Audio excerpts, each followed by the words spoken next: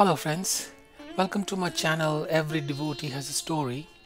In this video series I'm trying to answer some questions which I've noticed they keep coming up again and again with a lot of discussions between different religions. So these questions and these answers are given by our masters and are from a Sanatan Dharmic point of view, and also sometimes what other philosophers have said.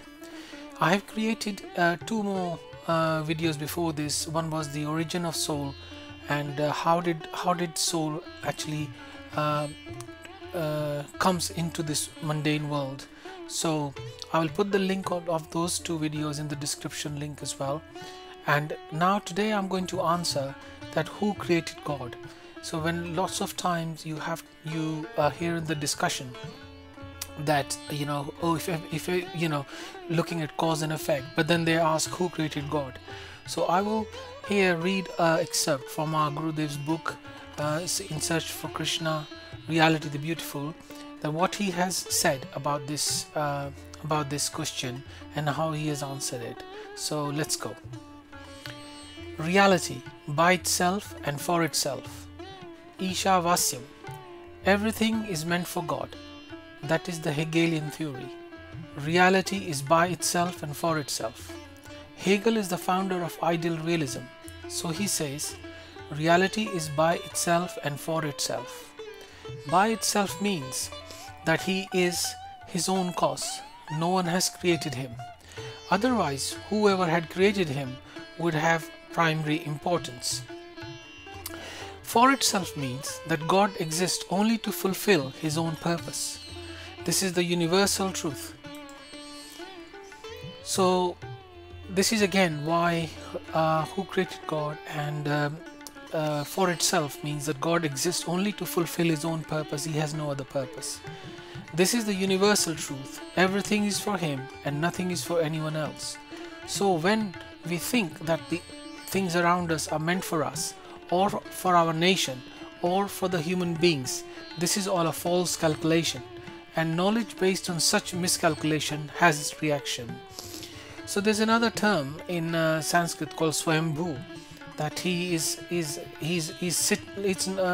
I don't know the exact meaning, but I think if I may, what I've read, and if I am recalling it correctly, the Swayambhu means that he is established on itself. He doesn't need any support. To every action there is an equal and opposite reaction. I'm eating something. It is entitled to eat me. In the Manu Samhita, the word mamasa is used to indicate meat. Mam means me and sah means he. Mamasa means me, he. What is the meaning? I'm eating him and he will eat me afterwards as a reaction.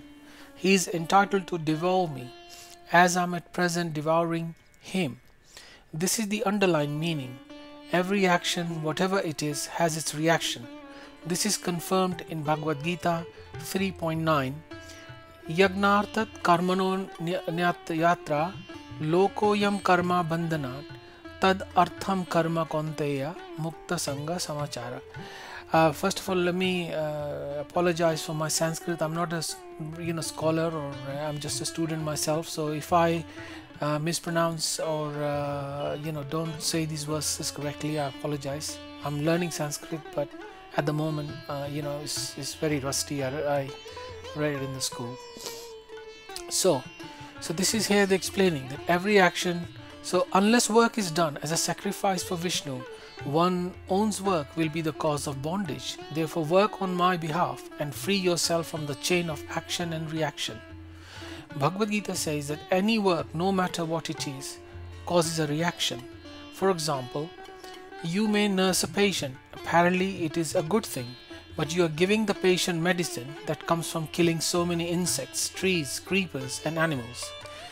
You may think that your nursing is a very pure duty, but you are causing a disturbance in the environment and you will have to pay for that.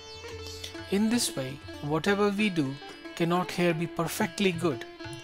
The German philosopher Kant has said, without goodwill, no action can be perfectly good. But we are of the opinion then even goodwill is impossible here in the mundane world. Yes, because obviously nothing is perfect here, our senses are not perfect here, the world is not perfect here, so to achieve perfection, absolute perfection is impossible.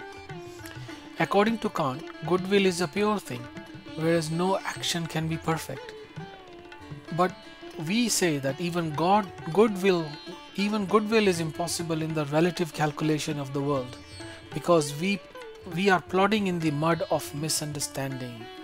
So even what we think, the good work we do in the charity and all that is also, there's a miscalculation, because everything we do, we have to do according to Sanatan Dharma is we have to dedicate to Lord Krishna or Vishnu. Pure knowledge comes only from the above, and we have to learn to accept that. Now this is quite important. When that sort of understanding comes within us, it is known as Shraddha. So there is a term in our Sanskrit called Shraddha, and Gurudev, our master, is defining what is Shraddha. That when it's revealed from above, we have to learn to accept it completely, and when that understanding comes within us, and we are firm about it, that's Shraddha or faith. Faith is also a great thing. We should have faith that if we do our duty towards the absolute, then all our duties to the environment in all directions are automatically done.